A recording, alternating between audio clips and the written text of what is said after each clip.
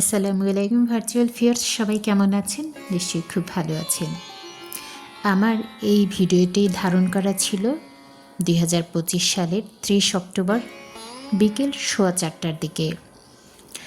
ছাদে পান চাষ করতে পারেন এমন মানুষ খুব কম আছেন। নর্মালি পান গাছ সহসা ছাদে হতে চায় না, এটা খুবই শৌখিন গাছ। আমার এই গাছের পেছনে একটা ইতিহাস আছে।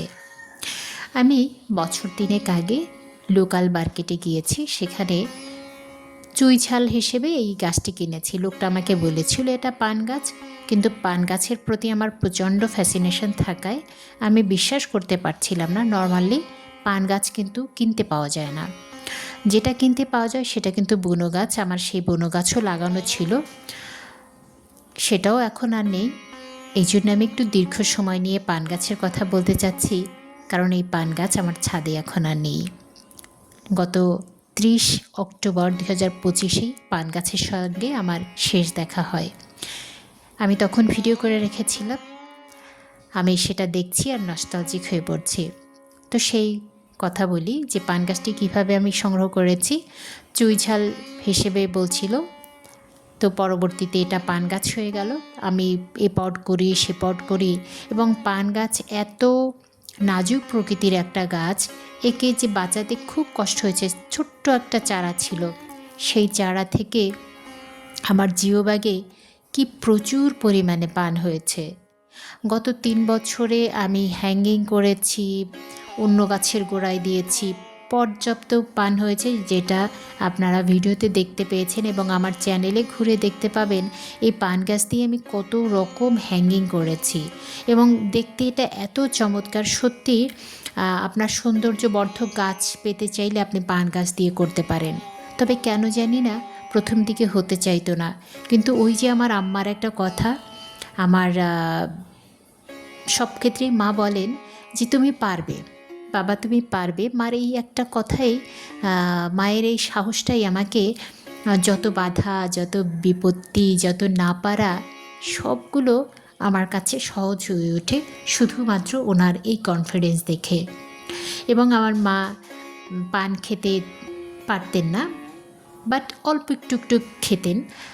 ওনার বাবা মা কিন্তু প্রচুর পান খেতেন, কিন্তু আমার মা সেই তুলনায় একদমই পান খেতেন না। ওনার দাঁতগুলো ছিল একেবারে মুক্তোর মতো, হাসলে যে কী চমৎকার লাগতো সত্যি।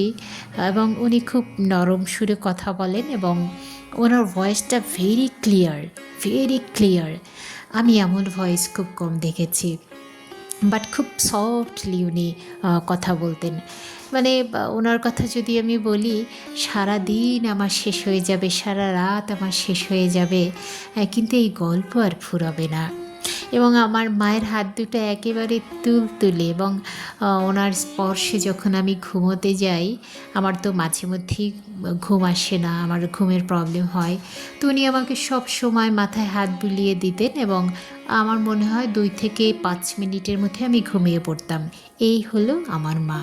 এবং রাতের বেলা আমি যেহেতু সব সময় কাঁথা কম্বল জড়িয়ে ঘুমাই, উনি কেমন করে বাচ্চাদের মতো, ছোটো বাচ্চাদের যেরকম দেয় ওরকম করে আমাকে কাঁথা কম্বল টেনে দেন সব সময়ের জন্য, আলহামদুলিল্লাহ। তো সেই মা যখন বললেন যে তুমি পারবে, তোমার পান গাছ হবে, তুমি দুশ্চিন্তা করো না, তো তখন সত্যি সারি সারি পান গাছ ছুঁয়ে গেল আমার। তবে এই গাছের খাদ্য একটু আলাদাভাবে দিতে হয়।